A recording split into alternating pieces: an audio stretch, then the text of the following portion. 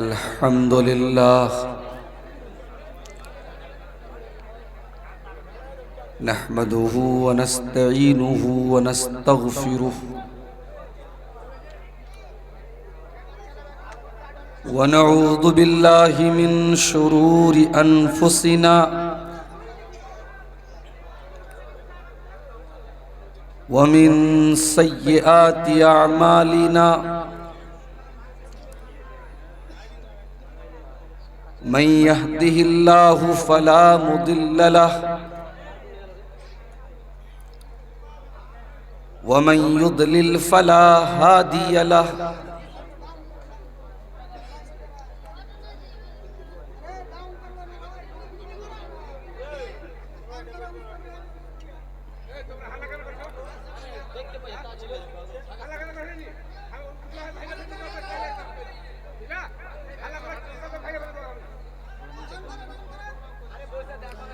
जब लोग बोल रहे हैं तो डाउन कर दो भाई, क्यों बिला वजह खल्फशार करो, थोड़ा डाउन कर दो, जिनका थोड़ा ऊंचा डाउन करो।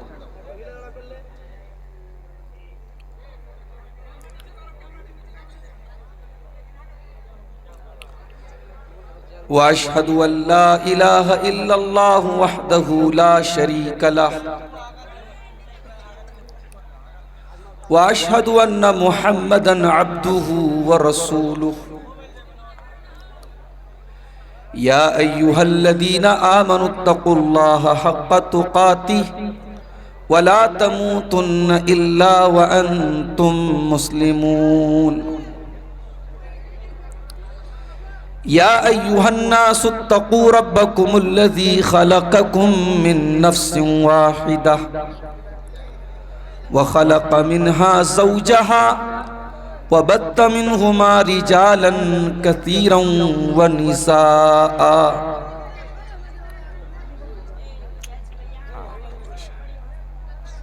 अरे खामोश हो जाओ भाई, तकरीर करने दो भाई।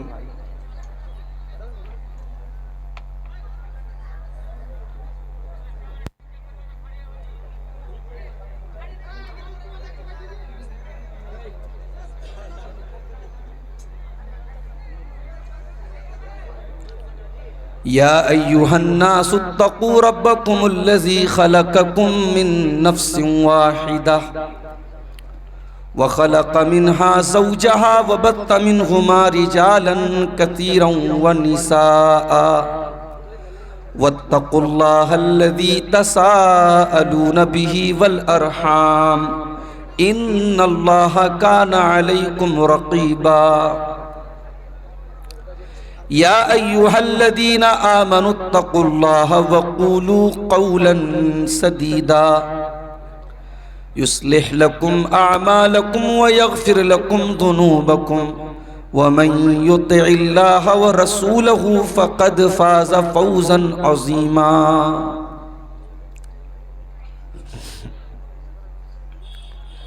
अम्मा बअदु फ़इन्न ख़ैरल हदीथि किताबुल्लाह व खैरल हदी हदी मुहम्मदिन सल्लल्लाहु अलैहि वसल्लम व शर्रल उमूरि मुहदसातुहा व कुल्ल मुहदसतिन बिदअह व कुल्ल बिदअतिन ज़लालह व कुल्ल ज़लालतिन फिन्नार। अऊज़ु बिल्लाहि मिनश शैतानिर रजीम।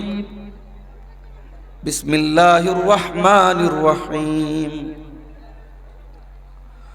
कुल्लु नफ्सिन ज़ाइक़तुल मौत व इन्नमा तुवफ़्फ़ौना उजूरकुम यौमल क़ियामह फमन ज़ुज़िया अनिन नारि व उद्ख़िलल जन्नत फ़क़द फ़ाज़ वमल हयातुद दुनिया इल्ला मताउल गुरूर।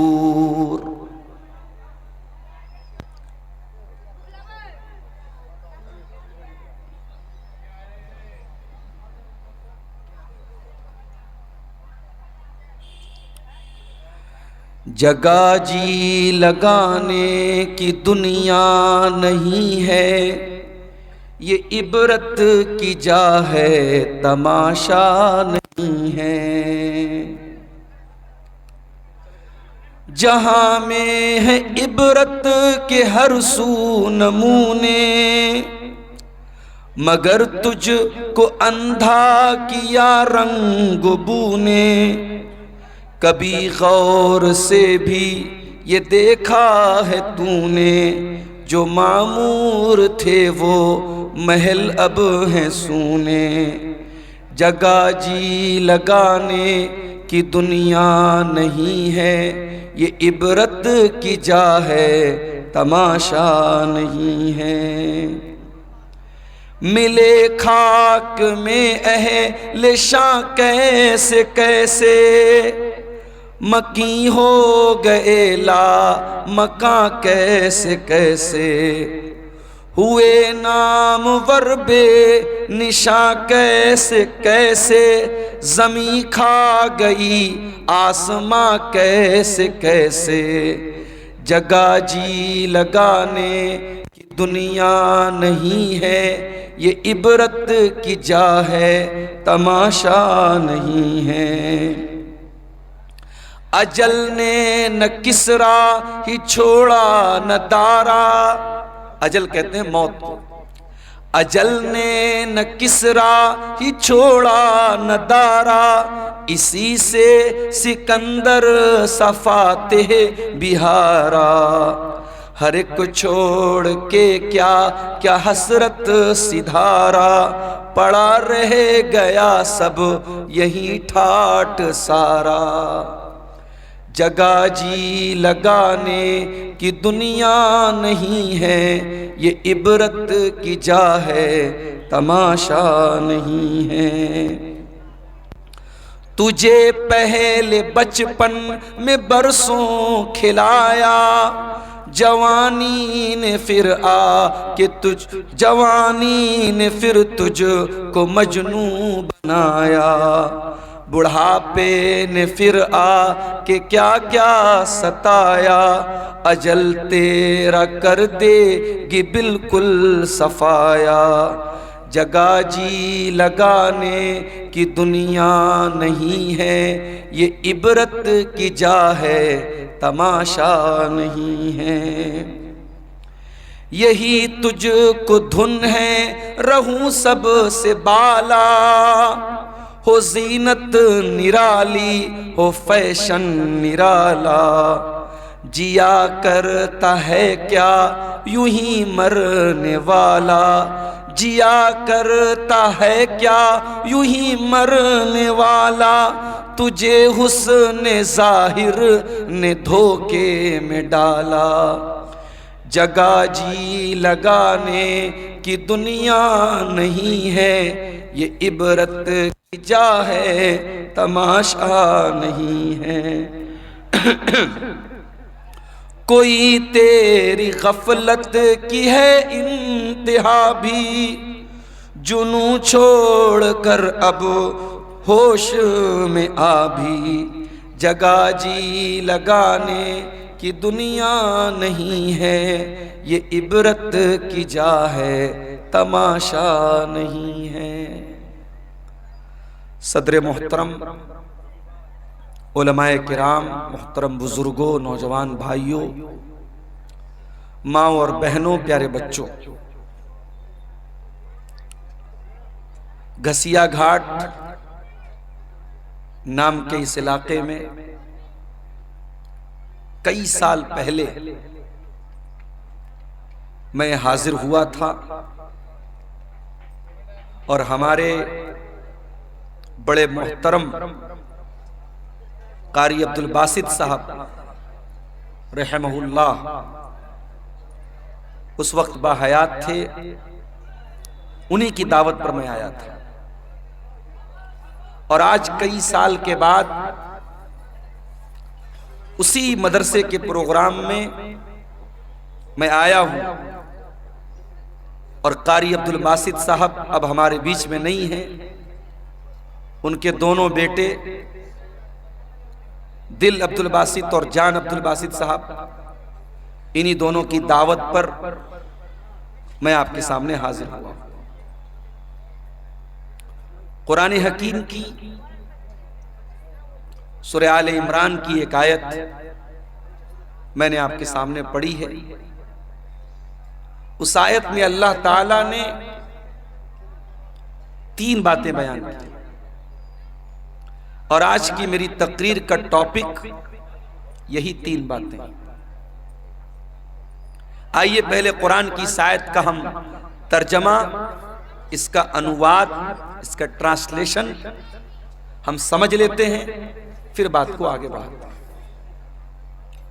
कुरान करीम की सूरह आले इमरान की आयत नंबर 185, 185 नंबर की आयत। कुल्लु नफ्सिन ज़ाइक़तुल मौत, हर नफ्स को मरना है, हर जानदार को मौत का मजा चखना है। इस आयत में यह पहली बात बताई गई। मौत आनी है सबको, मौत से छुटकारा नहीं। अगर मौत से किसी को छुटकारा होता तो शायद अल्लाह अपने नबियों को बचा लेता। अल्लाह के बंदों में सबसे ऊंचा मकाम अल्लाह के नबियों का है, मगर अल्लाह के नबियों को भी मौत आई। हजरत सुलेमान अलैहिस्सलातु वस्सलाम अल्लाह के ऐसे रसूल थे, ऐसे नबी थे कि अल्लाह ताला ने उनको बहुत सारी सुपर नेचुरल ताकतें दी थी। जिन्नात उनके कब्जे में थे, बड़े बड़े जिन्नात इतनी बड़ी बड़ी देगों में खाना पकाते थे, पूरा गांव खा सकता था। बड़ी बड़ी बिल्डिंग बनाते थे जिन्नात, किसी मजदूर की जरूरत नहीं, जिन्नात खड़े होकर के मजदूर इमारतें बना देते थे। हवा उनके कंट्रोल में थी, वो सुबह से शाम तक का सफर पल भर में तय कर लेते थे। इतनी बड़ी ताकत हजरत सुलेमान अलैहिस्सलाम को मिली थी। लेकिन क्या सुलेमान अलैहिस्सलाम को मौत नहीं आई? मौत आई। कैसे मौत आई? सुलेमान अलैहिस्सलाम के हुक्म से जिन्नात बैतुल मुकद्दस की तामीर कर रहे थे, बैतुल मुकद्दस की बिल्डिंग बना रहे थे, उसका स्ट्रक्चर खड़ा कर रहे थे। सुलेमान अलैहिस्सलाम उनको डायरेक्शन दे रहे थे, समझा रहे थे, उनको निर्देश दे रहे थे। सुलेमान अलैहिस्सलाम अपने असा के ऊपर, अपनी लाठी के ऊपर खड़े होकर के उनको बता रहे थे। और उसी हालत में सुलेमान अलैहिस्सलाम को मौत आ गई। अपनी लाठी पर टेक लगा के खड़े हैं, मौत आ गई।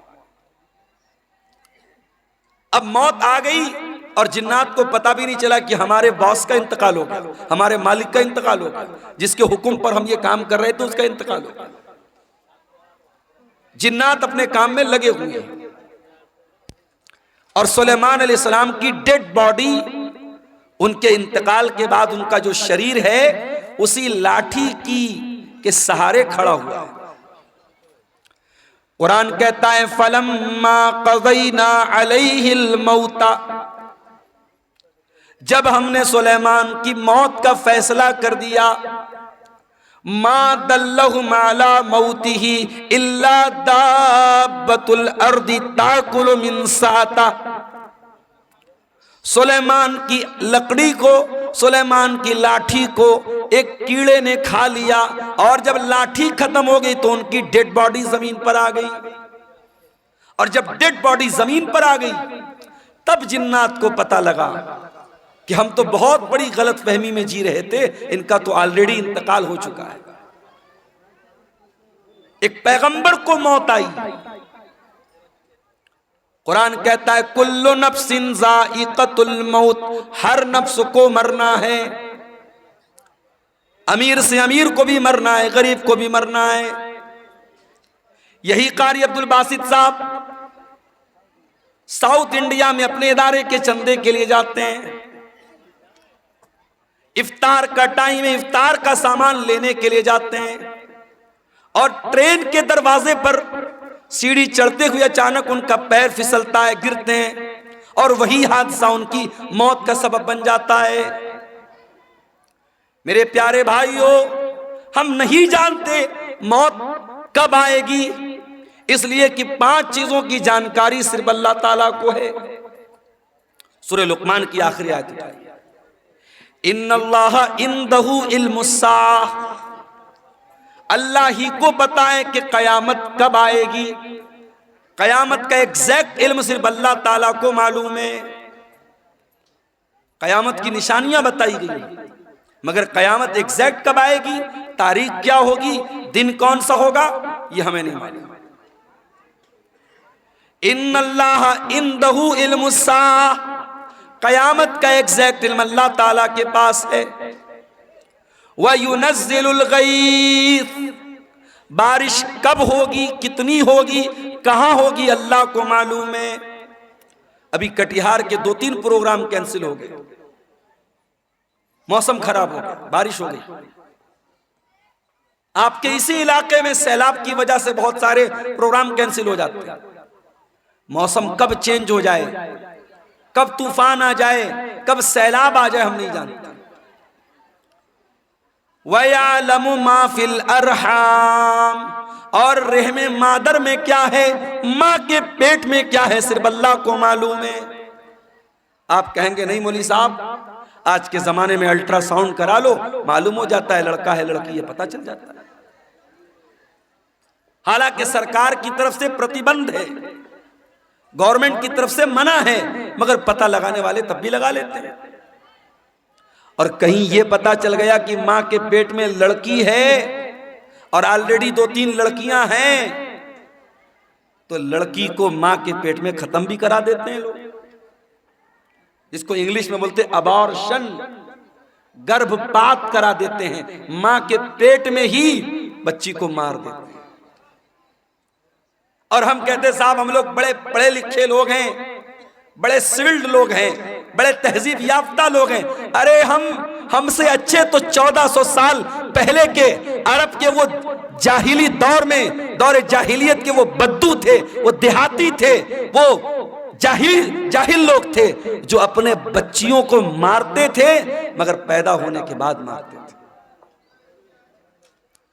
बच्चियों को कत्ल करने की परंपरा, बेटियों को मारने का रिवाज 1400 साल पहले भी था। एक ऐसी सोसाइटी में जहां लड़की पैदा होने के बाद बाप बेचारा परेशान हो जाता था, क्या करूं। अगर बेटी के बारे में समाज को पता चलेगा कि मेरे घर में बेटी पैदा हुई है, समाज मुझे ताना मारेगा, तू क्यों बेटी को पाल रहा है। ऐसे भी कबीले थे, बहू लाएंगे, बीवी लाएंगे, मगर बेटी पैदा होगी उनके कबीले में बेटी को मार देते थे। बेटी का बाप बनना यह ऐब था। अल्लाह ने कुरान में उनका जिक्र किया, फरमाया वइज़ा बुश्शिरा अहदुहुम बिल उन्सा ज़ल्ल वजहुहु मुस्वद्दन व हुवा कज़ीम। बेटी के बाप को पता चलता था मेरे घर में बेटी पैदा हुई है, बाप का चेहरा काला पड़ जाता था। यतवारा मिनल कौम मिन सूइ मा बुश्शिरा बिही, वो अपनी कौम से अपना चेहरा छुपाया करता था।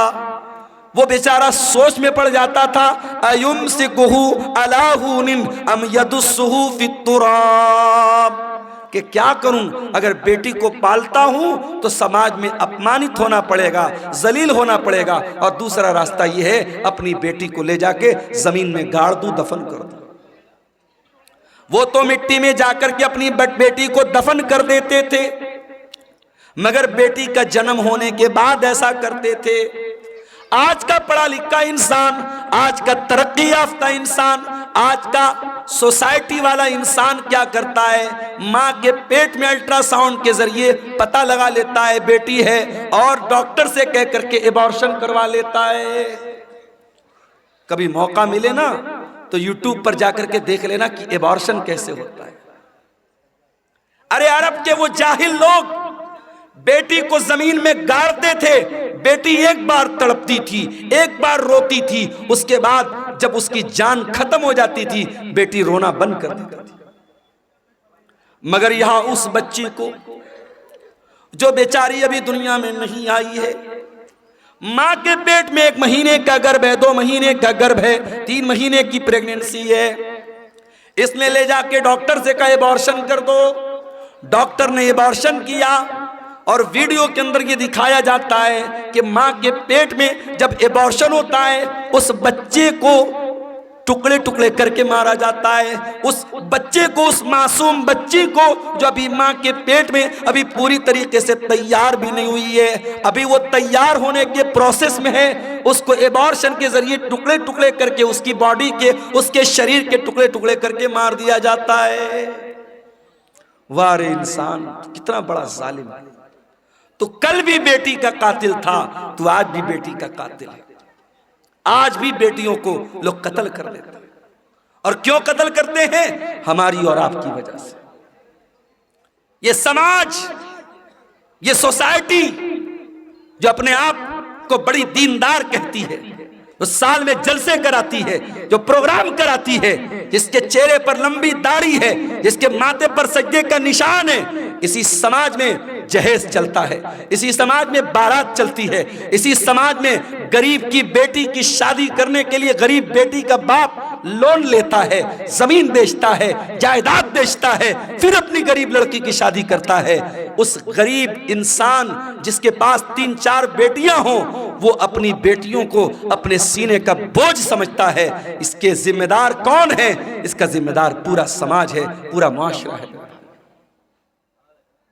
बेटी को बोझ बना के रखा है। बेटी बोझ नहीं है मेरे भाई, बेटी रहमत होती है। अगर बेटी बोझ होती, अल्लाह ने अपने नबी को 4 बेटियां न दी होती। अल्लाह ने अपने आखिरी नबी को, अपने सबसे महबूब नबी को अल्लाह ने 4 बेटियों का बाप बनाया। और माफ करना, मेरे नबी सिर्फ बेटियों के बाप नहीं थे, बेटियों की जान थे। मेरे नबी अपनी बेटियों की आंख में कभी आंसू नहीं देखते थे। मेरे नबी अपनी बेटियों से बहुत मोहब्बत करते थे। अल्लाह कह रहा है वयालमु मा फिल अरहाम, मां के पेट में क्या है ये मैं ही जानता हूं, कोई नहीं जानता। अल्ट्रासाउंड के जरिए डॉक्टर ये बता देगा कि मां के पेट में होने वाले बच्चे का जेंडर क्या है, लड़का है या लड़की है। लेकिन डॉक्टर ये नहीं बता पाएगा वो बच्चा पैदा होने के बाद दुनिया में कितने दिन जिंदा रहेगा। डॉक्टर ये भी नहीं बता पाएगा वो लड़का हो या बच्चा या बच्ची दुनिया में आने के बाद नेक बनेगा या बुरा बनेगा, नमाजी बनेगा या बेनमाजी बनेगा, मुसलमान बनेगा या काफिर बनेगा, वो क्या बनेगा, उसका कैरेक्टर क्या होगा, उसका मिजाज क्या होगा, अल्लाह सब जानता है। वयालमु मा फिल अरहाम, रहमे मादर में जो बच्चा है उसका XYZ सब अल्लाह जानता है। और चौथी चीज वमा तदरी नफ्सुम माज़ा तक्सिबु गदा, और कोई नहीं जानता कि वो कल क्या करेगा। आप सोचते हैं कल कहीं प्रोग्राम है, आप पहले से प्लानिंग बना के बैठे कल मुझे प्रोग्राम में जाना है, अचानक कोई मामला आ गया, कोई हादसा हो गया, कोई ट्रेन लड़ गई, कोई बस गिर गई, कोई रोड पे जाम हो गया, कोई मर गया, कोई बीमार पड़ गया, कुछ भी हो सकता है। हम नहीं जानते, हम फाइनल और कंफर्म नहीं जानते कि हम कल क्या करें। एक प्लानिंग करते हैं, एक अंदाजा करते हैं, लेकिन कंफर्मेशन हम नहीं बता सकते कि हम कल क्या करेंगे। और 5वीं चीज वमा तदरी नफ्सुम बिअय्यि अर्दिन तमूत, और कोई नहीं जानता कि वो कहां मरेगा। कारी अब्दुल बासित साहब ने भी नहीं सोचा होगा कि मैं कटिहार के और लाभा कौन सा ये जिला कौन सा है, कटिहार के घसिया घाट का रहने वाला, क्या उन्होंने सोचा होगा कि मैं साउथ इंडिया में जाके केरला में जाकर के मेरा इंतकाल हो? नहीं, उनके बच्चों ने नहीं सोचा होगा। कोई नहीं जानता कब मरेगा, कहां मरेगा। तो ये 5 चीजें सिर्फ अल्लाह को मालूम है। और इंसान बेचारा इतना फुदक रहा है, इतना नाज कर रहा है। अरे तुझे मौत आएगी, और ये मौत जब आएगी तेरी औकात तुझको बता देगी। तुझे अपने शरीर पे बड़ा नाज है, अपनी दौलत पे बड़ा गुरूर है। ये बड़े बड़े बादशाह, ये बड़े बड़े मिनिस्टर, ये बड़े बड़े राजा, ये बड़े बड़े जालिम, मौत तो इनको भी आएगी। और इसी देश में हमने देखा, इसी मुल्क में हमने देखा, देश को दंगों की आग में झोंकने वाले, देश में हजारों लोगों के कातिल, हजारों लोगों को मारने वाले, हजारों लोगों के खून की होली खेलने वाले, मौत उनको भी आई है मेरे भाई। और ऐसी मौत आई है, दुनिया ने तमाशा देखा है, बहुत बुरी मौत आई है मेरे अजीजों। मौत इंसान को आएगी, कुल्लु नफ्सिन ज़ाइक़तुल मौत, हर इंसान को मरना है, हर जानदार को मरना है। अभी मैं एक न्यूज़ देख रहा था, अमेरिका में एक लेबोरेटरी बनाई जा रही है, एक प्रयोगशाला, और वहां इंसान की बॉडी को रखा जा रहा है, और एक बॉडी को रखने पर कई करोड़ रुपए खर्च आ रहे हैं। और इंसान बॉडी को रख करके क्या प्लानिंग कर रहा है, दोबारा इस मुर्दा को हम जिंदा कैसे करें, इस पर वहां रिसर्च हो रही है।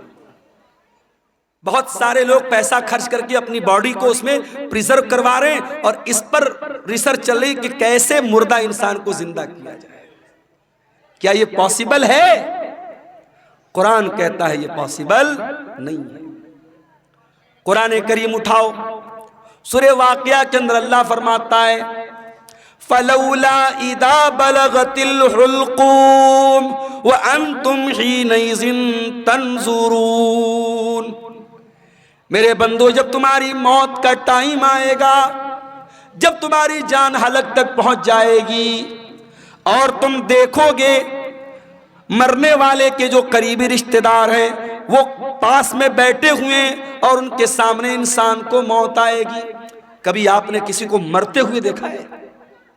इत्तेफाक से मेरे नाना का जब इंतकाल हुआ तो मैं वहां पे था। जैसे ही इंसान का इंतकाल होता है, इंसान की आंखें ऊपर उड़ जाती है, क्योंकि रूह जो होती है ना, जब फरिश्ता लेके जाता है तो इंसान की आंखें फटी की फटी रह जाती है, और अगर मुंह खुला है तो मुंह खुला का खुला रह जाता है। मरने वाले को तुम देख रहे हो कि वो मर रहा है। वनहनु अक़रबु इलैहि मिनकुम वलाकिन ला तुबसिरून। माँ का इंतकाल हो रहा है, बच्चे बगल में बैठे हैं, बाप का इंतकाल हो रहा है, बेटे बगल में बैठे हैं। बेटों को ये लग रहा है कि बाप से सबसे ज्यादा करीब हम हैं, बेटी को ये लग रहा है माँ से सबसे ज्यादा करीब हम हैं। अल्लाह कहता है वनहनु अक़रबु इलैहि मिनकुम वलाकिन ला तुबसिरून, मरने वाले से सबसे ज्यादा करीब हम हैं। फलौला इन कुंतुम गैर मदीनीन तरजिऊनहा इन कुंतुम सादिकीन। ऐ मेरे बंदो, अगर तुमको ये लगता है कि कोई अल्लाह नहीं है, कोई रब नहीं है, कोई मौत देने वाला नहीं है, और तुम किसी के अंडर में नहीं हो, तुम किसी के पावर में नहीं हो, तो जरा मरने वाले को दोबारा जिंदा करके दिखा दो, जरा रूह को वापस डाल के दिखा दो। नहीं कर सकते, मुर्दा जिंदा नहीं हो सकता मेरे भाई। जो मर गया वो मर गया, अब मरने के बाद दोबारा उसके अंदर जान नहीं डाल सकते। ये है मौत। और कभी गौर करना, मौत हमारी बेबसी बताती है। जब हमारा इंतकाल होता है ना, दुनिया में मैं आपके सामने आया हूं कुर्ता पायजामा सदरी पहन के आया हूं, मरेंगे तो क्या पहनेंगे? कफन पहनेंगे। दुनिया में नहाने जाएंगे, कोई लक्स से नहा रहा है, कोई लाइफ बॉय से नहा रहा है, कोई सिंथॉल से नहा रहा है, कोई अलग अलग ब्रांड के साबुन इस्तेमाल कर रहे हैं। जाड़े का मौसम है, हम गर्म पानी करके नहा रहे हैं। घरों में जो पैसे वाले लोग हैं गीजर लगवाते हैं, गर्मी का मौसम है ठंडे पानी से नहाते हैं। मर गया बेचारा, कुछ नहीं बोलता। गर्म से नहलाओ, ठंडे से नहलाओ, साबुन के साथ नहलाओ, बिना साबुन के नहलाओ, कुछ नहीं बोल सकता। दुनिया में नहाता था, अपना अलग एटीट्यूड था, आधा आधा घंटे तक नहाता रहता था। चेहरे के लिए अलग फेस वॉश था, बॉडी के लिए अलग बॉडी वॉश था, बालों के लिए अलग शैम्पू था। लेकिन आज मरने के बाद आज इतना बेबस है इंसान, दूसरे उसको नहला रहे हैं, उसके रिश्तेदार उसको नहला रहे हैं। वो बेचारा ये कहने की ताकत भी नहीं रखता कि मैं तो लक्स से नहाया करता था, तुम मुझे बैर की पत्तियों से क्यों नहला रहे हो? मैं तो फला साबुन से नहाया करता था, मेरा फेवरेट साबुन कहाँ है, मेरा शैम्पू कहाँ है, मेरा बॉडी वॉश कहाँ है, मेरा फेस वॉश कहाँ है? वो बेचारा ये कहने की ताकत भी नहीं रखता कि मैं तो दुनिया में पानी हमेशा गर्म करके नहाया करता था, तुम मुझे ठंडे पानी से क्यों नहला रहे हो? दुनिया में नहाता था, बाथरूम में पैक होकर के नहाता था, आज उसके नहलाने वाले, उसके घर वाले उसको नहला रहे हैं, उसके बदन का कपड़ा भी नहीं उतर रहा है, कैंची से उसका कुर्ता काटा जा रहा है, कैंची से उसकी बनियान को काटा जा रहा है, उसका तहबन उतारा जा रहा है, उसका अंडरवियर उतारा जा रहा है। आज उसकी शर्मगाह को दूसरे लोग खोल करके नहला रहे हैं। अल्लाह अकबर, कितनी बेबसी है मेरे भाई। नहला दिया गया, अब कफन का नंबर आया।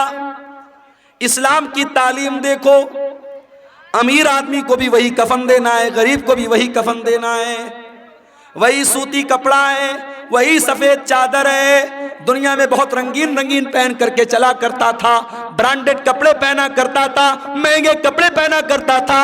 आज मरने के बाद उसी सूती चादर में, उसी सूती चादर में तुझको कफनाया जा रहा है, उसी सूती कफन में तुझको कफनाया जा रहा है। कफना दिया गया।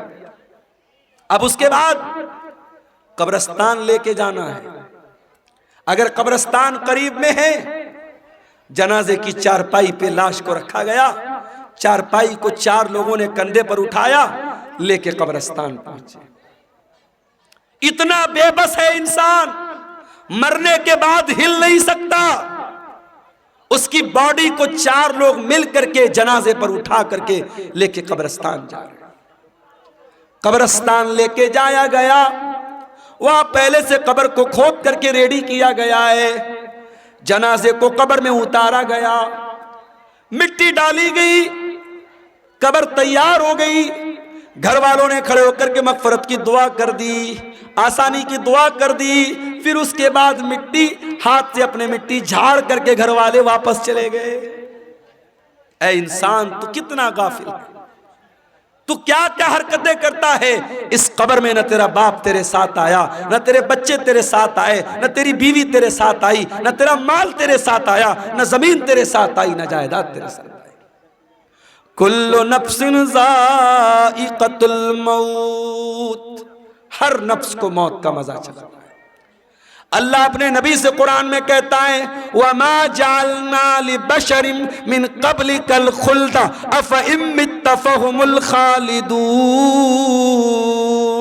ऐ नबी, आपसे पहले जितने इंसान आए उनको भी मौत आई और आपको भी मौत आने वाली है, आपको भी मरना है।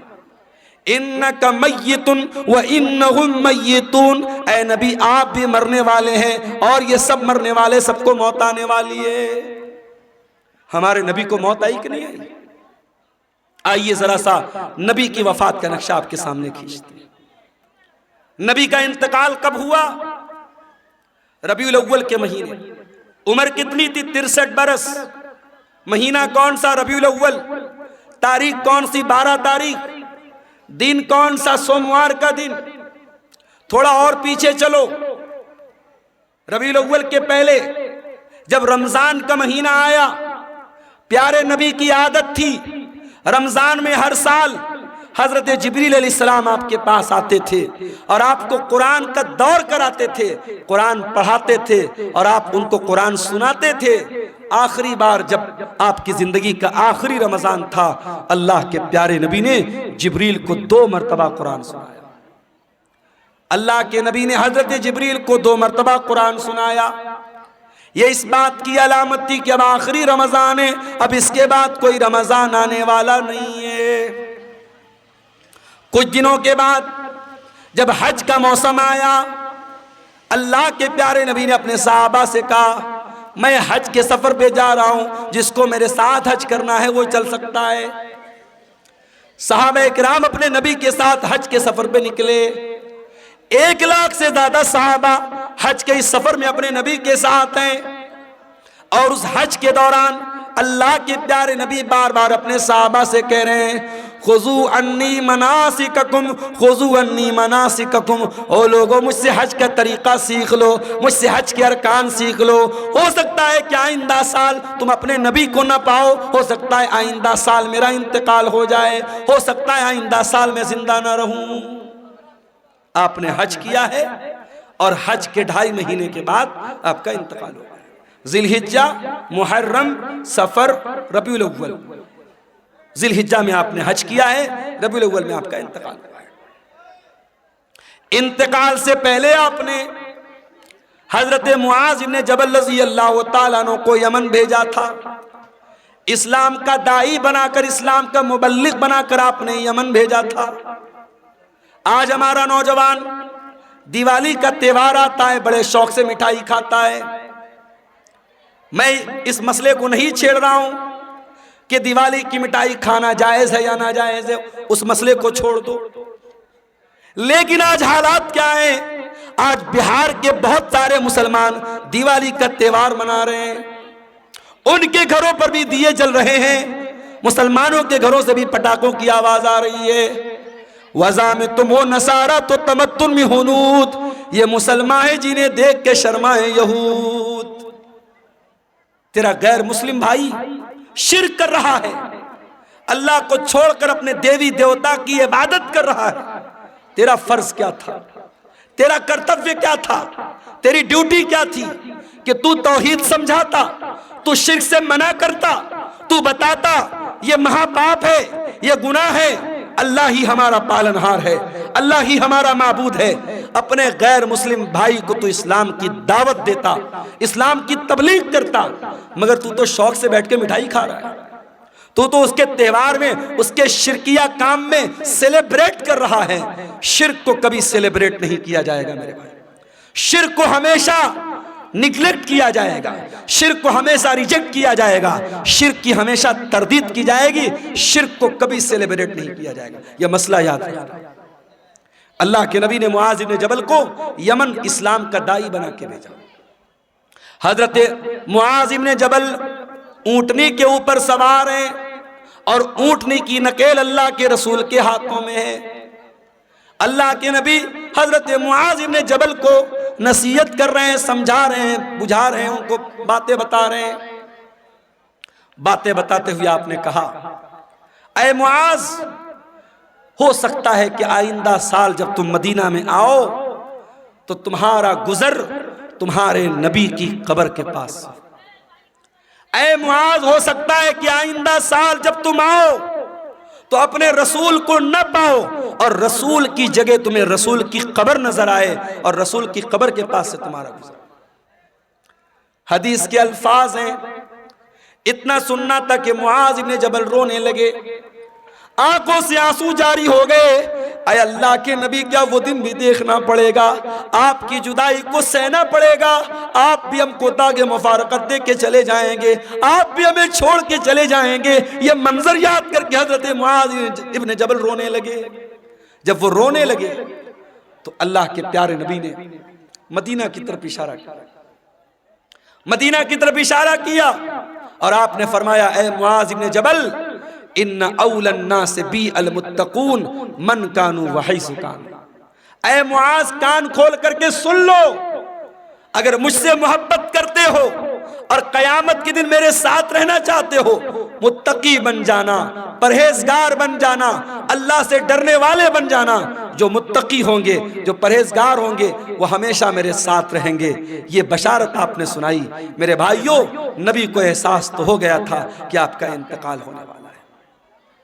उसके बाद जब आप मक्का फतह हो गया था, मक्का फतह होने के बाद जब कुरान की आयत उतरी, इज़ा जाअ नसरुल्लाहि वल फतहु व रअयतन नास यदखुलून फी दीनिल्लाहि अफवाजा फसब्बिह बिहम्दि रब्बिका वस्तगफिरहु इन्नहु कान तव्वाबा। जब कुरान की ये छोटी सूरत नाज़िल हुई तो नबी समझ गए कि अब जब अल्लाह का दीन मुकम्मल हो रहा है, अल्लाह का मिशन पूरा हो रहा है, इसका मतलब कि अब मेरी मौत का टाइम करीब आ रहा है। उन्हीं दिनों में अल्लाह के नबी बीमार पड़ गए। एक अंसारी साहबी के जनाजे में आप गए, ये सफर की आखिरी तारीखों में से कोई तारीख थी। गालिबन सफर की 27 तारीख थी।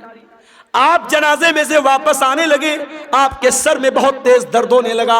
आप घर आए, आपने हजरत आयशा से कहा, आयशा मेरे सर में बहुत तेज दर्द हो रहा है। हजरत आयशा ने आपके सर पर पट्टी रख दी, आपको बहुत तेज बुखार आया और बुखार इतना तेज था कि पट्टी के ऊपर से भी बुखार की गर्मी महसूस हो रही थी। ये बुध का दिन था, ये बुध का दिन था और सफर की आखिरी तारीखों में से कोई तारीख थी।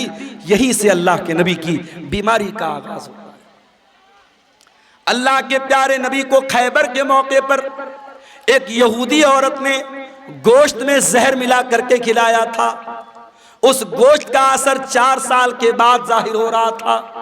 आप हजरत आयशा से कहते थे, अय आयशा, वो गोश्त जो मैंने खैबर में खाया था उसके अंदर जो जहर मिला था, उस जहर का असर मैं अपनी अतड़ियों के अंदर पाता हूं, अपने मैदे के अंदर पाता हूं।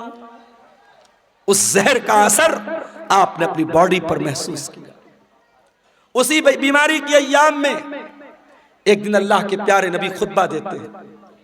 सहाबे किराम का मजमा बैठा हुआ है, अल्लाह के प्यारे नबी खुतबा दे रहे हैं और खुतबे में आप कहते हैं, इन्नल्लाह खय्यरा अब्दन, अल्लाह ताला अपने एक बंदे को इख्तियार दे रहा है, अपने एक बंदे को चॉइस दे रहा है कि ऐ मेरे बंदे, तू चाहे तो दुनिया की नेमतों को ले ले और चाहे तो तू मेरे पास आ जा और उससे अच्छी नेमतें मैं तुझको दे दूं। तो अल्लाह के उस बंदे ने अल्लाह के पास जाने को पसंद कर लिया।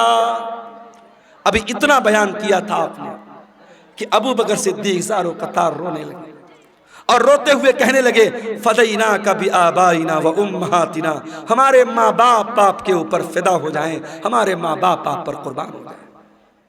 अबू सईद खुदरी कहते हैं, हमें बड़ी हैरत हुई कि अल्लाह के प्यारे नबी तो एक कॉमन बात बता रहे, एक आम बात बता रहे हैं, इसमें रोने की क्या बात है?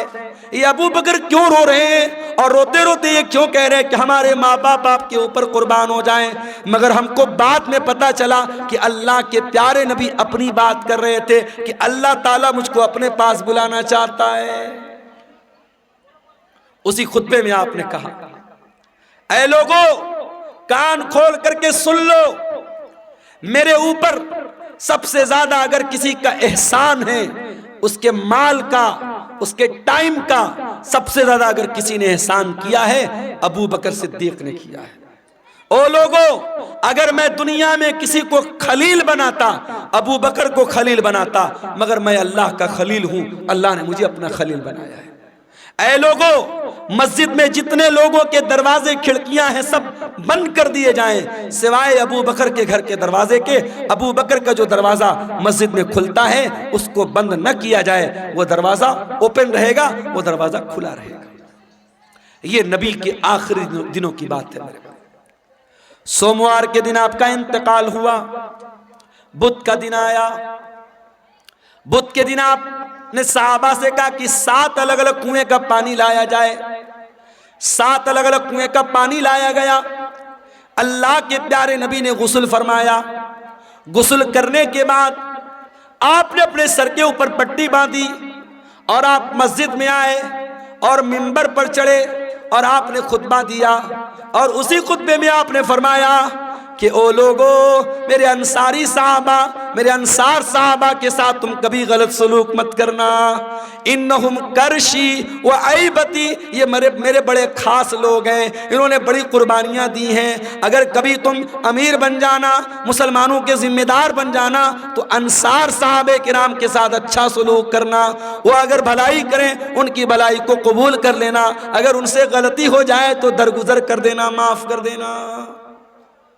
जुमेरात का दिन आया, नबी ने ज़ुहर पढ़ाई, नबी ने असर पढ़ाई, नबी ने मगरिब पढ़ाई और मगरिब की नमाज में आपने सूरतुल मुरसलात की तिलावत की। इशा का टाइम आया, हजरत बिलाल आए, अय अल्लाह के नबी नमाज का टाइम हो चुका है, लोग आपका इंतजार कर रहे हैं। आपने कहा पानी लाओ, पानी लाया गया। आपने गुस्ल किया। गुस्ल करने के बाद आप खड़े हुए, थोड़ी दूर आगे बढ़े, चक्कर खा के गिर पड़े। होश आया, पूछा सल्लन्नास, क्या नमाज हो गई? लाहुम यंतज़िरूनका या रसूल अल्लाह, आय अल्लाह के नबी, लोग आपका इंतजार कर रहे हैं, अभी नमाज नहीं पढ़ी लोगों ने। फिर आपने गुस्ल किया, फिर आप उठ करके जाने लगे, फिर गशी तारी हो गई, फिर गिर पड़े। 3 बार ऐसा हुआ, 3 बार चक्कर खा के अल्लाह के प्यारे नबी गिर पड़े जमीन के ऊपर। जब 3 बार ऐसा हो गया और आप समझ गए कि अब मेरी तबीयत मस्जिद में जाने लायक नहीं है, तो आपने कहा कि जाओ अबू बकर से कहो वो लोगों को नमाज पढ़ाए। लोग हजरत अबू बकर के पास आए, चलिए आप नमाज पढ़ाइए, अल्लाह के नबी का ऑर्डर है। अबू बकर बड़े नरम दिल आदमी थे, बड़े रहम दिल आदमी थे। उन्होंने हजरत उमर से कहा कि ऐ उमर, आप जा करके नमाज पढ़ा दीजिए। हजरत उमर ने कहा नहीं, अल्लाह के नबी ने आपको परमिशन दी, आप चल करके नमाज पढ़ाइए। 17 टाइम की नमाजें नबी की जिंदगी में, नबी की आखिरी अय्याम में अबू बकर सिद्दीक ने पढ़ाई। जुमेरात के दिन की इशा की नमाज, जुमा की 5 टाइम की नमाज, शनिचर को 5 टाइम की नमाज, इतवार को 5 टाइम की नमाज और सोमवार की फजर की नमाज। ये टोटल 17 नमाजें हजरत अबू बकर सिद्दीक ने अल्लाह के प्यारे नबी की जिंदगी में आखिरी दिनों में पढ़ाई थी।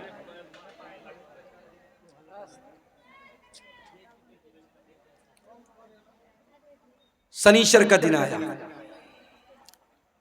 नबी की वफात के 2 दिन पहले शनिचर का दिन। नबी बहुत बेचैन है, इतने बेचैन है कभी चादर ओढ़ लेते हैं, कभी चादर फेंक देते हैं। बेचैनी आपके ऊपर तारी है। उस बेचैनी के आलम में नबी ने फरमाया, लानतुल्लाहि अलल यहूदी वन नसारा, अल्लाह की लानत हो यहूदियों के ऊपर और ईसाइयों के ऊपर, अल्लाह की लानत हो यहूद और नसारा के ऊपर। इत्तखज़ू क़ुबूर अंबियाइहिम मसाजिद, उन्होंने अपने नबियों की कब्रों को मस्जिद बना लिया, अपने नबियों की कब्रों पर जाकर के सजदा करने लगे। ओ लोगों, तुम मेरी कब्र पर ऐसा कुछ मत करना। नबी अपने आखिरी टाइम में कब्र परस्ती से मना कर रहे हैं।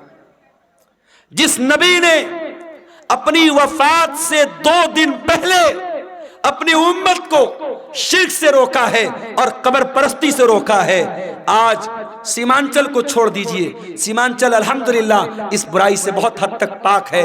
आप बिहार के और इलाकों में चले जाइए, आप झारखंड के इलाकों में चले जाइए, आप बारसोई चले जाइए, आप कलकत्ता चले जाइए, आप बिहार के सहरसाम में चले जाइए। ऐसे ऐसे इलाके हैं मेरे भाई जहां हर मोहल्ले में कोई मजार है, कोई कब्र है, जहां सजदे हो रहे हैं, जहां मुरादें मांगी जा रही हैं, जहां बिगड़ी बनने का दावा किया जा रहा है। नबी ने अपनी उम्मत को बुत परस्ती से मना किया था। आज नबी के मानने वाले, नबी के उम्मती जगह जगह कब्रों की पूजा कर रहे हैं और कब्र की इबादत कर रहे हैं। उसी शनिचर के दिन अल्लाह के प्यारे नबी ने अपने सहाबा से कहा कि कोई कलम ले आओ, कागज ले आओ, मैं कोई तहरीर लिख के दे देता हूं ताकि तुम मेरे बाद गुमराह मत हो जाना। अब जब नबी ने यह बात कही कि कलम ले आओ, कागज ले आओ, मैं कुछ लिख देता हूं, तो अब सहाबे किराम में आपस में इख्तिलाफ हो गया। कुछ सहाबा ने कहा कि नबी की हालत बहुत कमजोर है, आपकी सिचुएशन बहुत कमजोर है, बीमार हैं आपको अभी ये तकलीफ देने की जरूरत नहीं है, हमारे पास कुरान है, अल्लाह के नबी की हदीस है, वो काफी है, हमें किसी और तहरीर की जरूरत नहीं है। कुछ लोगों ने कहा जब अल्लाह के नबी खुद कह रहे हैं कि कलम ले आओ, कागज ले आओ, मैं लिख देता हूं तो ले आओ। इस बात पर आपस में झगड़ा होने लगा, बहस होने लगी, और जब बहस होने लगी अल्लाह के नबी ने कहा चले जाओ यहां से। नबी ने सबको वहां से हटा दिया। इसका मतलब यह हुआ कि अगर वो बात इतनी इंपॉर्टेंट होती, इतनी अहम होती कि उसके बगैर मुसलमानों का काम न चलता, तो नबी सहाबा से ये ना कहते कि चले जाओ, नबी कहते ले आओ, मैं हर हाल में लिख के दे देता हूं। नबी ने नहीं लिखवाया, इसका मतलब कि वो बात पहले से आप बता चुके थे, वो बात कोई इतनी इंपॉर्टेंट बात नहीं थी। इतवार का दिन आया, नबी की वफात से 1 दिन पहले का दिन। नबी ने अपने सारे गुलामों को आजाद कर दिया। नबी के घर में जितने हथियार थे, तलवार थी, ढाल थी, ज़रा थी, सब आपने मुसलमानों के लिए वक्फ कर दिया। इतना ही नहीं, आपके घर में 7 दीनार थे, आपने उनको भी सदका खैरात कर दिया। इतवार के का दिन गुजारने के बाद जब रात आई है और चिराग जलाने के लिए तेल की जरूरत पड़ी है, तो अम्मा आयशा कहती है मेरे पास तेल नहीं था, मुझे पड़ोसी से मांगना पड़ा, तब जाकर मोहम्मद रसूलुल्लाह के घर में चिराग जला है, रोशनी हुई है। अल्लाह अकबर। मेरी प्यारी माँ और बहनों, आज आपका चप्पल आपकी पसंद का ना आए, आपका कपड़ा आपकी पसंद का ना आए, आपकी पसंद की ज्वेलरी आपका शौहर ना लाए, तो मियाँ बीवी में झगड़ा हो जाता है। बीवी कह देती है अरे जाइए, आपके साथ तो शादी करके मैं फंस गई, शादी करके फंस गई आपके साथ, आप तो कभी मेरी पसंद का सामान नहीं लाते हैं। आज शौहर अपना दिल और कलेजा निकाल के रख दे, तब भी बीवी खुश नहीं होने वाली। वो एक लतीफा है ना कि एक मौलवी साहब थे, बहुत अच्छी तकरीर करते थे, बहुत पब्लिक उनकी बड़ी इज्जत करती थी, बड़ा लोग एहतराम करते थे, और घर में जो उनकी घरवाली थी वो उनकी इज्जत ही नहीं करती थी, उनको मानती नहीं थी। तो एक दिन उनकी घरवाली ने कहा अरे सुनते हो, रात मैंने ख्वाब देखा एक बुजुर्ग हवा में उड़ रहे हैं, एक बुजुर्ग को देखा मैंने कि हवा में उड़ रहे हैं। मैं तो देख के बड़ी अचंभित हो गई, हैरान हो गई। तो मौलवी साहब ने कहा कि अरे पागल, वो बुजुर्ग मैं था जिसको तुमने हवा में उड़ते हुए देखा था। कहा अच्छा आप थे, इसीलिए थोड़ा टेढ़ा टेढ़ा उड़ रहे थे, सीधा नहीं उड़ रहे थे। तो बीवी कभी शौहर की तारीफ करने को तैयार नहीं होती है, ये मिजाज होता है मेरे भाइयों बीवियों का। लेकिन आप देखिए नबी की बीवियों ने कैसी जिंदगी गुजारी। नबी ने अपनी बीवियों को कोई लग्जरी लाइफ नहीं दी, कोई शानदार घर नहीं है, कोई शानदार कपड़ा नहीं है, कोई शानदार फर्नीचर नहीं है। नबी की हयात का आखिरी दिन है और नबी के घर में जो चिराग जल रहा है, चिराग की बत्ती का तेल भी उधार मांग के लाया गया है। सोमवार का दिन आता है, नबी अकरम की जिंदगी का आखिरी दिन है। अल्लाह के प्यारे नबी फजर की नमाज का टाइम होता है, बिस्तर से उठते हैं, अपने कमरे के दरवाजे पर आते हैं, पर्दा हटाते हैं, सामने सहाबे किराम नमाज पढ़ रहे हैं, अबू बकर सिद्दीक नमाज पढ़ा रहे हैं और सहाबे किराम नमाज पढ़ रहे हैं। ये मंजर देख करके अल्लाह के नबी बहुत खुश होते हैं और आपके चेहरे पर मुस्कुराहट आ जाती है। आप जब मुस्कुराने लगते हैं तो सहाबे किराम नमाज की हालत में अपने नबी की मुस्कुराहट को महसूस कर लेते हैं। सहाबे किराम समझ जाते हैं कि अल्लाह के नबी अपने कमरे के दरवाजे पर आए हैं। सहाबे किराम ताली बजाने लगते हैं, लुकमा देने लगते हैं हजरत अबू बकर सिद्दीक को कि जल्दी से पीछे चले आओ, अल्लाह के नबी आ चुके हैं। लेकिन जब अल्लाह के नबी ने महसूस किया कि सहाबे किराम चाहते कि मैं इमामत कराऊं, तो आपने इशारा किया कि नमाज पूरी करो, और उसके बाद आपने पर्दा गिरा दिया। ये आखिरी नजर थी, सहाबा कहते हैं आखिरी दीदार था जो हमने अपने नबी का किया था। फजर का टाइम खत्म हुआ, चाश्त का टाइम शुरू हुआ, सूरज आसमान की तरफ बुलंद होने लगा। जैसे जैसे सूरज बुलंद हो रहा है, चाश्त का टाइम हो रहा है, मोहम्मद रसूलुल्लाह की तकलीफ बढ़ रही है मेरे भाई। आपने अपनी बेटी हजरत फातिमा को बुलवाया। हजरत फातिमा ने आकर के अपने बाप को तकलीफ में देखा, फरमाया वाह करबा अबता, हाय मेरे अब्बा जान की तकलीफ। आपने फरमाया लईसा अला अबी की करबुन बादल यौम, ऐ मेरी बेटी फातिमा आज के बाद तेरे बाप के ऊपर कोई तकलीफ आने वाली नहीं है, आज तेरे बाप की जिंदगी का आखिरी दिन है। एहसास हो गया था कि आज आखिरी दिन है। फिर आपने हजरत फातिमा के कान में कहा, ऐ फातिमा मैं बहुत जल्द दुनिया से जाने वाला हूँ, मैं छोड़ करके तुमको दुनिया से जाने वाला हूँ, तेरा बाप तुझसे जुदा होने वाला है। ये सुन करके हजरत फातिमा की आंखों से आंसू आ गए। फिर आपने उनके कान में फरमाया, ऐ फातिमा मेरे अहले बैत में, मेरे घर वालों में सबसे पहले तुम मुझसे मिलोगी, तुम्हारा इंतकाल सबसे पहले होगा, और ऐ फातिमा तुम तमाम जन्नती औरतों की सरदार बनोगी। जब हजरत फातिमा ने यह सुना, उनके चेहरे पर मुस्कुराहट आ गई। आपने हसन और हुसैन को बुलाया, उनकी पेशानी को चूमा और लोगों से कहा कि मेरे ये नवासे हैं, इनका ख्याल करना, इनके हुकूक का ख्याल करना, इनके साथ कोई जुल्म न होने पाए। फिर आपने अपनी बीवियों को बुलवाया, तमाम बीवियां इकट्ठा हो गईं, आपने उनको वाज़ो नसीहत की, उनको समझाया, उनको अच्छी अच्छी बातें बताई। उसके बाद आपने ये भी फरमाया, दो चीजों की आपने वसीयत की। उस बेचैनी के आलम में जब आपकी जबान से अल्फाज भी सही तरीके से नहीं निकल लेते, आपने फरमाया अस्सलात अस्सलात व मा मलकत ईमानुकुम। ओ लोगो, नमाज की पाबंदी करते रहना, नमाज का ख्याल करते रहना और अपने गुलामों का, अपने नौकरों का, अपने मातहतों का ख्याल करना। नमाज की पाबंदी करना और अपने अंडर में काम करने वाले अपने नौकरों, अपने खादिमों का खास ख्याल रखना। हजरत अब्दुर्रहमान इब्न अबू बकर मिसवाक लेकर के आए, नबी की नजर मिसवाक पर पड़ गई। आपने हजरत आयशा को इशारा किया कि मैं भी मिसवाक करना चाहता हूं। हजरत आयशा ने अपने भाई से मिसवाक ली और मिसवाक को अपने दांतों से नरम किया और वो मिसवाक अल्लाह के नबी को दे दी। अल्लाह के प्यारे नबी ने अपनी वफात से कुछ देर पहले मिसवाक किया। उलमा कहते हैं अगर किसी को अंदाजा हो जाए कि मेरा इंतकाल होने वाला है, मेरी मौत होने वाली है, आखिरी टाइम में मिसवाक करना भी अल्लाह के नबी की सुन्नत है। उसके बाद आपने वहीं पर एक प्याले में पानी रखा हुआ था, आपको अपने ऊपर मौत की सख्तियां महसूस हुई। क्या बात है, क्यों उठ रहे हैं आप? हैं? बारिश हो रही है? चंदा के लिए मेरे भाइयों, इलाका इतना पिछड़ा हुआ है। मुझे याद है जब कारी साहब ने मुझको बुलाया था और मैं जहां ठहरा हुआ था, रात भर मच्छरों ने मेरा जीना हराम कर दिया था, कीड़ों ने, मच्छरों ने। मुझे घसिया घाट का इलाका कभी भूलता नहीं है। और मैंने कहा था कि इतना पिछड़ा इलाका बहुत कम देखने को मिलता। अब तो माशाअल्लाह रास्ते वास्ते भी बन गए, कुछ तरक्की हुई है।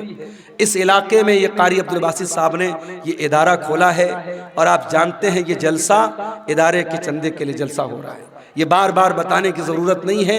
मैं बंगाली उलमा की तरह चंदा करने वाला मुकर्रिर नहीं हूँ, लेकिन मैं आपसे गुजारिश करता हूँ ये जलसे वालों की मेहनत पर पानी मत फेरिए। बारिश हो रही है, हल्की फुल्की बारिश हो रही है, अगर हो भी रही थोड़ा बहुत भीग भी गए तो मसला नहीं है, लेकिन आप इस इदारे के ऊपर पैसों की बारिश जरूर करके जाइएगा। और जो भी चंदा 100, 200, 1000, लाख, 2 लाख जो भी आप दे के जा सकते हैं, इदारे का ताउन करके जाइएगा। खुसूसी तौर पर ये मेरी आपसे गुजारिश है, इदारा आपके ताउन का मोहताज है। इलाका आप देख रहे हैं, इदारे की ज़रूरत आप देख रहे हैं। मैं रसूल की वफ़ात का वाक़या बयान कर रहा हूँ। थोड़ी देर और आपके सब्र का इम्तिहान लेता हूँ, फिर मैं आपसे इजाज़त ले लूँगा। अल्लाह के नबी का आखिरी टाइम है मेरे भाई, और मौत की शिद्दत आप महसूस कर रहे हैं। आपने मौत की उस शिद्दत में अपने चेहरे पर पानी डाला और आपने कहा अल्लाहुम्मा इन्नी अला सकरातिल मौत, आय अल्लाह मेरी मदद कर, मौत की सख्तियों पर मेरी मदद कर। हजरत आयशा कहती हैं कि नबी के ऊपर जब मैंने मौत की सख्ती को देख लिया, उस वक्त तक मैं मौत की सख्ती को बुरा समझती थी, मगर जब अपने नबी के ऊपर मैंने मौत की सख्ती को देखा तो मैं समझ गई कि मौत की सख्ती बरहक है और मौत की सख्ती किसी के ऊपर भी आ सकती है। फिर आपने आसमान की तरफ हाथ उठाया, आपने फरमाया मार रफीक़िल आला, आय अल्लाह मुझे सबसे बेहतरीन लोगों की सोबत अता फरमा, मअल्लज़ीना अनअमता अलैहिम मिनन नबिय्यीन वस्सिद्दीक़ीन वश्शुहदाई वस्सालिहीन। आय अल्लाह अपने नबियों के साथ मुझे उठाना, अपने सिद्दीक़ीन के साथ मुझे उठाना, अपने नेक बंदों के साथ उठाना। इतना कहने के क्या कीड़े मकोड़े भी जो है ना अपने नबियों के साथ है, अल्लाह ताला मुझको उठाना। और यही पढ़ते हुए अल्लाह के नबी ने अपने हाथ उठाए और आपके हाथ जमीन पर गिर गए और आपकी रूह आपके बदन से निकल गई और अल्लाह के आखिरी नबी भी अल्लाह को प्यारे हो गए। इन्ना लिल्लाहि व इन्ना इलैहि राजिऊन। ये मंजर था अल्लाह के नबी की वफात का। और जब आपकी वफात हो गई, सहाबे किराम पर जो बीती थी मेरे भाइयों, वो बयान के बाहर थी। हजरत फातिमा ने कहा, या अबता मन जन्नतुल फिरदौसी मावा, या अबता इला जिब्रील नना। ऐ मेरे अब्बा जान, हम आपकी मौत की खबर जिब्रील अमीन को दे रहे हैं। ऐ अब्बा जान, आपका ठिकाना जन्नतुल फिरदौस है। या बता अजाब रब्बन दा। ऐ अब्बा जान, आपने अपने रब की दावत को कबूल कर लिया, अपने रब के पास चले गए। ये नबी की वफात का मंजर था मेरे भाई। नबी के इंतकाल के बाद आपकी जनाजे की नमाज भी हुई, मगर किसी एक इमाम की इक्तदा में नहीं हुई। लोग आते गए, पढ़ते चले गए। पहले मर्दों ने पढ़ी, फिर औरतों ने पढ़ी, फिर बच्चों ने पढ़ी। एक एक करके, दो दो करके, तीन तीन करके लोग आते थे, पढ़ते थे, चले जाते थे। किसी इमाम के पीछे आपकी जनाजे की नमाज नहीं हुई। और जब नबी को दफनाया गया तो हजरत फातिमा ने कहा था हजरत अनस से, अताबत अनफुसकुम अन तहसू अला रसूलिल्लाह सल्लल्लाहु अलैहि वसल्लम तुराब। ऐ अनस, तुम्हारे दिल ने गवारा कैसे किया कि तुमने नबी के ऊपर मिट्टी डाली थी। नबी के ऊपर मिट्टी डालना और नबी को मिट्टी में उतारना, कब्र में उतारना, कैसे तुमने गवारा कर लिया। मगर मेरे भाइयों, ये अल्लाह का कानून था, ये अल्लाह का दस्तूर था, ये अल्लाह का हुक्म था, और सहाबे किराम ने इस पर अमल किया और प्यारे नबी को भी कब्र में उतारा गया और आपको भी कब्र में दफनाया गया। तो मौत तो सबको आनी है मेरे भाई। कुल्लु नफ्सिन ज़ाइक़तुल मौत, सूरह आले इमरान की आयत नंबर 185 में पहली बात अल्लाह ने यही बयान की। उसके बाद फरमाया, व इन्नमा तुवफ़्फ़ौना उजूरकुम यौमल क़ियामह। और ऐ मेरे बंदो, मरने के बाद जब तुम अल्लाह के पास जाओगे तो क़यामत के दिन तुम्हारे अमल का पूरा पूरा बदला तुम्हें दिया जाएगा। दुनिया में जो अच्छा अमल किया, जो बुरा अमल किया, जो नेकी किया, जो गुनाह किया, सबका बदला अल्लाह ताला क़यामत के दिन तुमको देगा। दुनिया में नेकी का फल मिल भी सकता है, नहीं भी मिल सकता है। गुनाह की सजा मिल भी सकती है, नहीं भी मिल सकती है। मगर नेकी और गुनाह की असल जो उसकी जजा है, जो सजा है, वो आखिरत में मिलेगी। दुनिया दारुल अमल है, आखिरत दारुल जजा है। यहाँ अमल करोगे, यहाँ बदला मिल भी सकता है, नहीं भी मिल सकता है, लेकिन वहाँ बदला मिलेगा। व इन्नमा तुवफ़्फ़ौना उजूरकुम यौमल क़ियामा, तुम्हारे अमल का पूरा पूरा बदला तुमको क़यामत के दिन दिया जाएगा। ये दूसरी बात अल्लाह ने बयान की। और तीसरी बात, फमन ज़ुज़िया अनिन नारि व उदखिलल जन्नह, जिसको क़यामत के दिन अल्लाह ताला जहन्नम की आग से बचा लेगा और जन्नत में दाखिल कर लेगा, वही कामयाब होने वाला है। दुनिया में कितनी दौलत थी, कितना पैसा था, कितना नाम कमाया था, कितना स्मार्ट था, कितना हैंडसम था, उसकी बीवी कैसी होती, उसके बच्चे कैसे थे, ये हमारी नज़र में कामयाबी हो सकती है, मगर अल्लाह की नज़र में कामयाबी क्या है? फरमाया, फमन ज़ुज़िया अनिन नार, क़यामत के दिन जिसके बारे में अल्लाह की अदालत में यह फैसला हो जाए कि इसको जहन्नम में नहीं डालना है, इसको जन्नत में डालना है, वही कामयाब होने वाला है।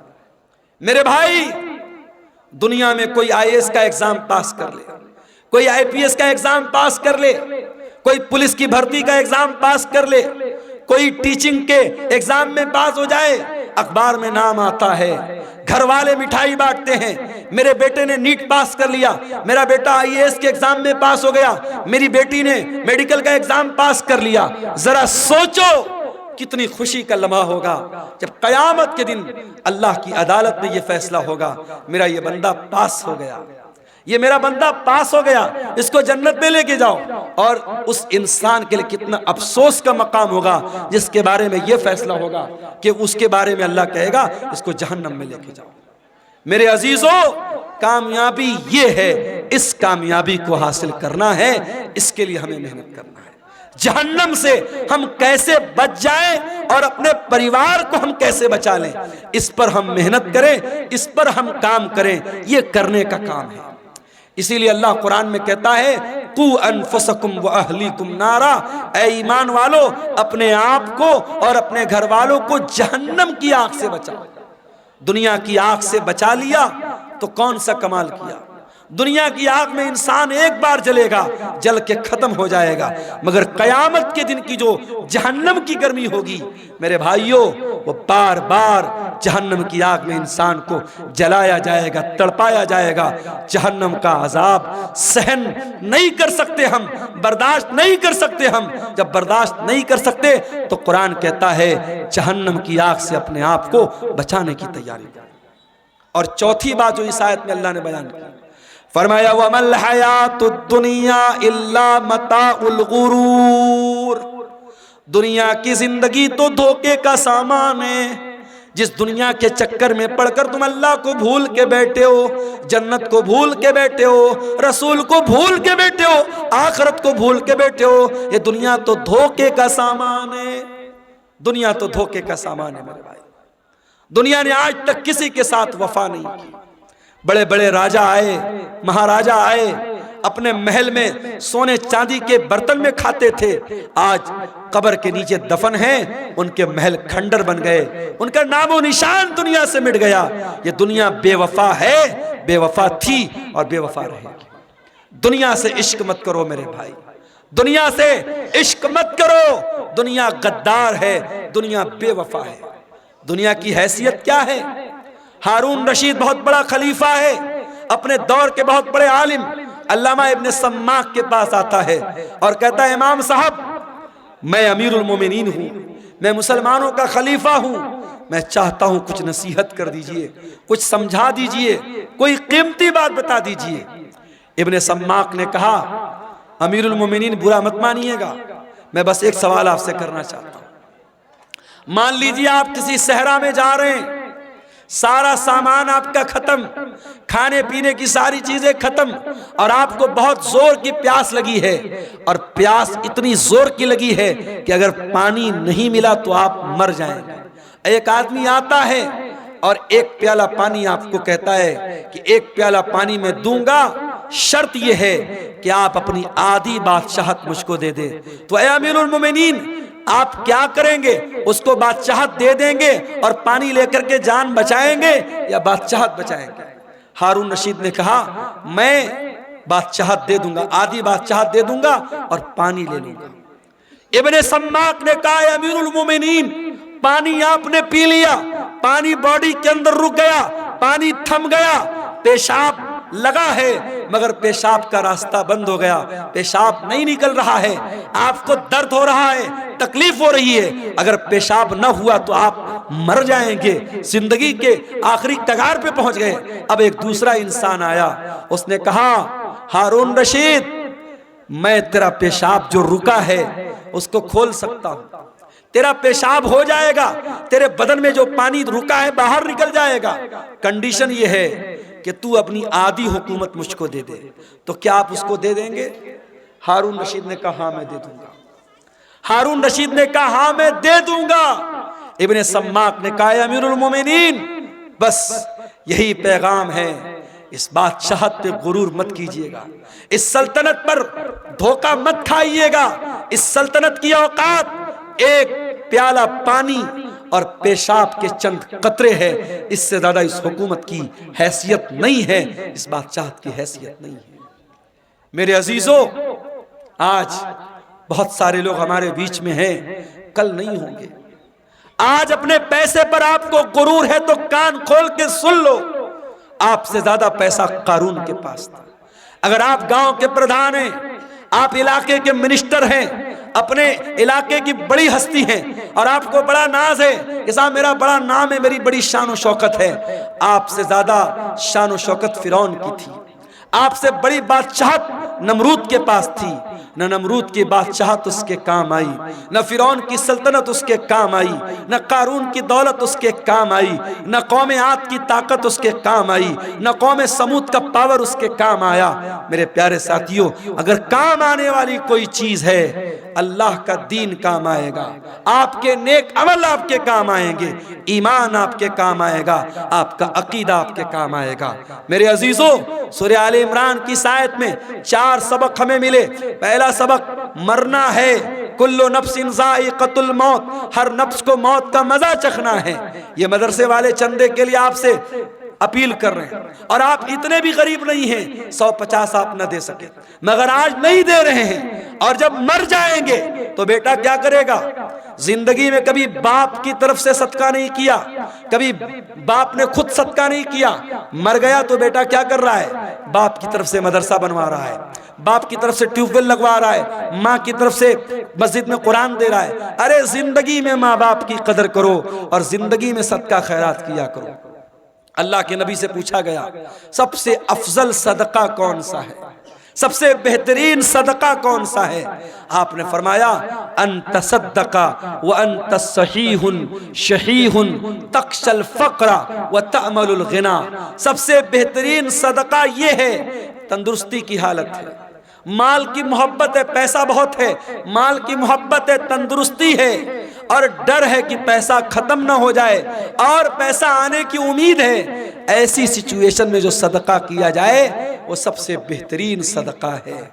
मेरे अजीजों, सदका खैरात करने के लिए, नेकी के काम में हिस्सा लेने के लिए मौत का इंतजार मत करो। मौत आएगी और पल भर में आपका फैसला कर देगी, मौत आपका काम तमाम कर देगी। इसलिए मेरे अजीजों, कुरान क्या कह रहा है, या अय्युहल्लज़ीना आमनू ला तुल्हिकुम अमवालुकुम वला औलादुकुम अन ज़िक्रिल्लाह। ऐ ईमान वालो, तुम्हारा माल और तुम्हारी औलाद तुमको अल्लाह के जिक्र से गाफिल न कर दे। माल के चक्कर में कहीं अल्लाह को भूल न जाना, औलाद के चक्कर में कहीं अल्लाह को भूल न जाना। वमन यफ़अल ज़ालिका फ़उलाइका हुमुल ख़ासिरून। और जो ऐसा करेगा बहुत नुकसान उठाएगा। वअन्फ़िक़ू मिम्मा रज़क़नाकुम मिन क़ब्लि अन यातिया अहदकुमुल मौत। और ऐ ईमान वालो, हमने जो रोजी दी है उसमें से खर्च करो इसके पहले कि मौत आ जाए। फ़यक़ूल रब्बि लौला अख़्ख़रतनी इला अजलिन क़रीबिन फ़अस्सद्दक़ व अकुम मिनस्सालिहीन। कहीं ऐसा न हो कि मौत के आने के बाद तुम कहो कि अय अल्लाह, 1 घंटे का टाइम और दे दे, 1 मिनट का टाइम और दे दे, मैं तेरी राह में सदका करना चाहता हूँ, मैं नेक बनना चाहता हूँ। वलन युअख्खिरल्लाहु नफ्सन इज़ा जाअ अजलुहा। लेकिन अल्लाह का कानून ये है, मौत आ गई तो 1 सेकंड पहले नहीं मर सकते, 1 सेकंड बाद में नहीं मर सकते। मुझे बहुत अच्छी तरीके से याद है 10 अक्टूबर 2020 की वो शाम, 10 अक्टूबर 2020 की वो रात जब मेरी माँ का इंतकाल हुआ था और मैं बनारस के अपने घर के बहुत करीब के हॉस्पिटल में माँ को लेके जा रहा था। हार्ट अटैक आया था, शुगर की पेशेंट थी वो, और बाइक पर बिठाकर पीछे मेरा छोटा भाई बैठा था। और हॉस्पिटल के कैंपस के अंदर जैसे ही हम दाखिल हुए थे, माँ का जिस्म बेजान होके बाइक से नीचे गिरा था। और जब हम लोगों ने सारे भाई वहां पहुंच चुके थे और जब माँ को उठा करके हम लोग आईसीयू में लेके जा रहे थे, तो नेचुरल बात होती है, मरने के बाद इंसान की बॉडी का वजन बढ़ जाता है। वजन से अंदाजा लग गया कि अब रूह निकल चुकी है, अब मौत आ चुकी है। हमारे पास करने को बातें बहुत थी। हम लोग कह सकते थे 5 मिनट पहले लाए होते, डॉक्टर ने देखा होता, ये हुआ होता, वो हुआ होता। ये सब बहाने अपनी जगह, कुरान की ये आयत अपनी जगह, वलन युअख्खिरल्लाहु नफ्सन इज़ा जाअ अजलुहा। मौत तो अपने वक्त पर आती है मेरे भाई। इसलिए अपने नौजवान साथियों से भी कहना चाहता हूँ, सीमांचल के जलसों में मैं कहीं कहीं बड़ी बेहयाई भी देखता हूँ, सड़कों पर लड़के लड़कियों का जमघट भी देखता हूँ, बड़ा ऐसा माहौल में देखता हूँ। पूरे इंडिया में वो माहौल कहीं नजर नहीं आता। मेरे भाइयों, ये जलसे, ये प्रोग्राम ठीक है, इदारे वालों के अपने मसाइल हैं, मदरसों की अपनी मजबूरी है। जलसा कराने बगैर उनको चंदा नहीं मिलेगा। जलसा आप कराइए, शौक से कराइए और तकरीर आप कराइए। मगर मैं घसिया घाट के मदरसे के जिम्मेदारों से भी कहना चाहूंगा, और वीडियो बन रहा है, सीमांचल के तमाम मदरसों के जिम्मेदारों से कहना चाहूंगा कि अब बहुत देर हो चुकी है। अब अपने जलसों को थोड़ा सा कंट्रोल कर लो, औरतों का इंतजाम रखो, लेकिन सख्ती से मना कर दो। कोई मेला ठेला नहीं लगेगा, कोई औरतों के सामान की दुकान नहीं लगेगी, कोई सड़क और चौराहे पर मर्दों और औरतों का जमघट नहीं लगेगा। और अगर नहीं कर सकते तो फिर जलसे बंद कर दो मेरे भाई, जलसे बंद कर दो। ये मेले के नाम पर अगर मर्दों औरतों का जमघट होता है तो उतना बड़ा गुनाह नहीं है, उतना बड़ा गुनाह नहीं है जितना बड़ा गुनाह बड़े बड़े बैनर लगा के, बड़े बड़े फाटक लगा के, बड़े बड़े उलमा की तकरीर करा के, और सड़कों पर मर्दों औरतों का जब हम जमघट देखते हैं, जवान जवान लड़कियां जा रही हैं और जवान लड़के उनको देखकर आवाजें कस रहे हैं, इशारेबाजी कर रहे हैं, नैन मटक्का हो रहा है, ये मंजर देखकर वल्लाह दिल को तकलीफ होती है। और मैं ये सोचता हूं 2009 से मैं सीमांचल में आ रहा हूं, 15 साल हो गए, हर साल आ रहा हूं, तकरीरें कर रहा हूं, लेकिन हालात जस के तस है, बल्कि और बुरे हो रहे हैं। हालात कब सुधरेंगे मेरे भाई? हम कब जागेंगे? कब होश में आएंगे? कब हम चेतेंगे? कब अपने अमल को हम सुधारेंगे? मेरे अजीजों, आज की तकरीर में यही पैगाम दे रहा हूं कि इसके पहले कि मौत आ जाए और ये गुनाह करते हुए अल्लाह के यहाँ हम चले जाएं, अपने अमल की इस्लाह कर लो मेरे भाई, अपनी बुराइयों से तौबा कर लो। और याद रखो, तौबा करने के लिए कल का इंतजार मत करो, जाओ अपने कमरे का दरवाजा बंद करो। जिस तरीके से बैठ करके बंद कमरे में मोबाइल देखते हो, जाओ अपने कमरे की लाइट भी बंद कर दो, दरवाजा भी बंद कर दो, और वजू करके अल्लाह के सामने हाथ फैलाओ और सोचो कि अब तक की जिंदगी कैसी गुजरी थी। अपने गुनाहों को याद करो, अपने खताओं को याद करो, और अगर अल्लाह की बारगाह में रोते हुए 2-4 कतरे आंसुओं के गिर गए, वल्लाह कह रहा हूं, इन आंसुओं की बड़ी कीमत है अल्लाह के यहाँ, इन आंसुओं की बड़ी कीमत है अल्लाह के यहाँ। अल्लाह के प्यारे नबी फरमाते हैं, अल्लाह को 2 चीजें बहुत ज्यादा पसंद हैं, मिन कतरतैन, 2 कतरे अल्लाह को बहुत पसंद हैं। कतरतु दुमूइ मिन खशियतिल्लाह, एक अल्लाह के खौफ से बहने वाला आंसू का कतरा, व कतरतु दमिन तुहराक़ु फी सबीलिल्लाह, और एक खून का कतरा जो अल्लाह की राह में बहता है। मेरे अजीजों, तौबा कर लो, जवानी में तौबा कर लो, अपनी ताकत के दौर में तौबा कर लो। कल बुढ़ापे में तौबा करने का कोई मतलब नहीं होगा। दर जवानी तौबा करदन शेवे पैगंबरी, वक्त पीरी गुर्गे जालिम मी शवत परहेजगार। जवानी में तौबा करो, ये नबियों का तरीका है। बुढ़ापे में तो भेड़िया भी शरीफ बन जाता है, जब मुंह में दांत नहीं, पेट में आंत नहीं, शरीफ बन गए तो कौन सा कमाल किया। ये रात का टाइम है मेरे भाई, ये बड़ा सुहाना वक्त है, बड़ी बरकत वाला वक्त है। इस वक्त हम अल्लाह ताला से अगर तौबा करेंगे, अल्लाह से रुजू करेंगे, मुझे यकीन है अल्लाह जरूर हमारी तौबा को कबूल करेगा। और जब सच्ची तौबा कर लो तो अब तक जो गुनाह का काम करते थे उस गुनाह से बाज आ जाओ, उस गुनाह को छोड़ दो। अगर मोबाइल का गलत इस्तेमाल करते थे, यहीं से तौबा कर लो, नहीं करेंगे। अगर ज़िनाकारी और बदकारी में मुलव्विस थे, अगर इग़लामबाजी में मुलव्विस थे, अगर हराम का कोई कारोबार करते थे, अगर आज मैं अभी आ रहा था, रास्ते में हमारी कार के ड्राइवर ने कहा, रास्ते में कई जगह गैर मुस्लिमों का की बस्ती गुजरी, ड्राइवर ने कहा मौलाना साहब एक बात बोलूँ आपको। मैंने कहा बताओ। कहने लगा कि बिहार में और ख़ास तौर से हमारे इस इलाके में आज के दिन हमारे बहुत सारे गैर मुस्लिम बहुत जुआ खेलते हैं, और उनका ये मानना है, गैर मुस्लिम भाइयों का ये मानना है कि दिवाली की रात जो जुआ खेलेगा और जीत जाएगा वो साल भर हमेशा जीतेगा, वो कभी हारेगा नहीं। ये मान्यता है उनकी। और एक दिन पहले भी धनतेरस का त्योहार था, आपने देखा होगा मार्केट में बड़ी भीड़ लगी थी, बड़ी भीड़ लगी थी। धनतेरस वाले दिन हमारे गैर मुस्लिम भाइयों का ये मानना है कि कुछ न कुछ सामान उनको खरीदना है, चाहे झाड़ू ही खरीदेंगे मगर खरीदेंगे। और आज अभी हम लोग चाय पीने के लिए रास्ते में रुके तो एक साहब ने बताया कि दुकानदार फोन पे नहीं ले रहा, वो कैश चाहिए उसको। उसने कहा हम फोन पे से पेमेंट नहीं लेंगे, आज के दिन हम कैश लेते हैं, हम फोन पे नहीं लेते हैं। तो ये हमारे गैर मुस्लिम भाइयों के यहाँ आस्था के नाम पे बहुत सारी चीजें अंधविश्वास हैं जो धीरे धीरे हमारे यहाँ भी आ रहा है। मेरे भाइयों, अंधविश्वास से बचो। और जुआ खेलना हमेशा हराम है इस्लाम में। गैर मुस्लिम भाइयों के एक त्यौहार पे खेल रहे हैं, मगर हमारे मजहब में किसी त्यौहार पे खेलना या किसी त्यौहार पे शराब पीना जायज नहीं है। शराब साल के 360 दिन हराम है, जुआ साल के 360 दिन हराम है। तो सूरह आले इमरान की इस आयत की रोशनी में चंद बातें मैंने रखी हैं, और मैं अपने आप को बड़ा खुशनसीब समझता हूँ कि कारी अब्दुल बासित साहब, बड़ी मीठी आवाज़ थी उनकी, बड़ी मोहब्बत से बोलते थे। आज उनके बच्चों ने अल्हम्दुलिल्लाह अपने बाप की वरासत को संभाला है, मदरसे को चला रहे हैं। हमारी जिम्मेदारी बनती है, इलाके का पुराना इदारा है, और एक बुजुर्ग ने उसको जिंदगी भर सींचा है, आज वो हमारे बीच में नहीं है, उनके बच्चे चला रहे हैं। हम इस इदारे को हम इसका ताउन करें। अल्लाह ताला हम सबको इसकी तौफीक अता फरमाए। हमारे यूट्यूबर भाई जो यहाँ आए हुए हैं, हर जगह ये भीड़ के छत्ता की तरह माइक को घेरे रहते हैं। आप हजरात से भी खुसूसी गुजारिश है, इदारे का ताउन करके खुसूसी आप जाएं, जो भी आप